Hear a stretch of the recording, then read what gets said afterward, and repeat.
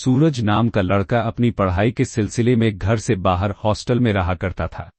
वह अपनी पढ़ाई पोस्ट ग्रेजुएशन मतलब कि एमए की पढ़ाई कर रहा था।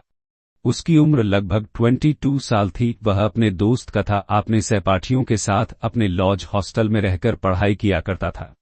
लेकिन वह फिर पढ़ाई होने का कभी ज्यादा चिंतित रहता था, क्योंकि उसे पढ़ा की काफी ज्यादा चिंता रहती थी, क्योंकि वह एक मध्यम वर्ग से संबंधित लड़का था जिसे पढ़ने लिखने के लिए उसके माता पिता बहुत ज्यादा मेहनत करके उसे हॉस्टल में रखकर पढ़ाई करवा रहा था। ऐसे में वह अपने घर वालों को भी कभी धोखा नहीं देना चाहता था, क्योंकि वह जानता था कि उनके माता पिता करने जाना मेहनत करके उसके लिए पढ़ाई के लिए पैसे का इंतजाम करते हैं। लेकिन जो होने वाला है वह तो होकर ही मानेगा। उसे अपने ही स्कूल कॉलेज में एक लड़की से बहुत ज्यादा प्यार हो जाता है और उस लड़के से तुरंत ही प्यार किया कर देता है। तुरंत ही प्यार का इजहार करने के बावजूद भी घोषाल की कुछ दिन का समय लेती है, क्योंकि वह उसके बारे में ज्यादा जानती भी नहीं थे।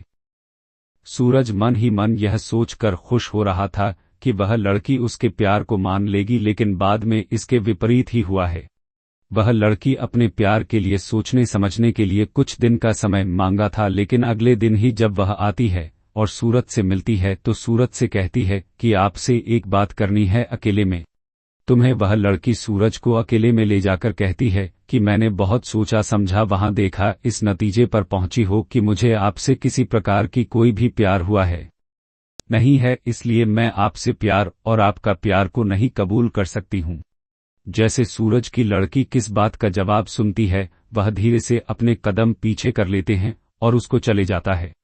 धीरे धीरे कुछ दिन बीत जाने के बाद सूरज के मन में उस लड़की के विषय में किसी भी तरह की कोई जानकारी नहीं रह पाए जाते नहीं है। मतलब यह है कि सूरज को भी आप किसी तरह से किसी भी मतलब से उस लड़के से कोई भी रिश्ता नाता नहीं रह जाता है। वह पढ़ने लिखने में काफी ज्यादा तेज तथा लड़का था और घर के और परिवार के जिम्मेवारी को भी समझता था। एक दिन की बात है, उसी लड़के के साथ एक लड़की उसके साथ घूम रही थी।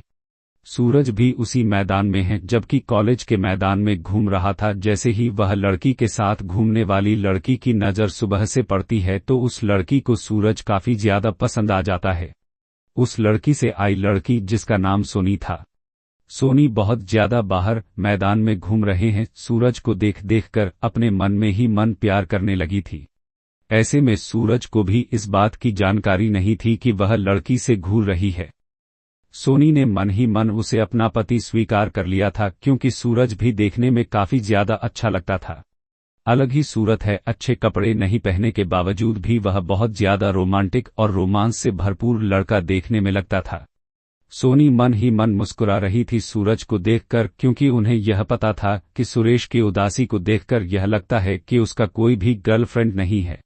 ऐसे भी सोनी को यह पक्का मालूम था कि अगर हुआ है जहां करेगी तो सूरज उसे प्यार को मिलेगा तुरंत ही बिना सोचे समझे।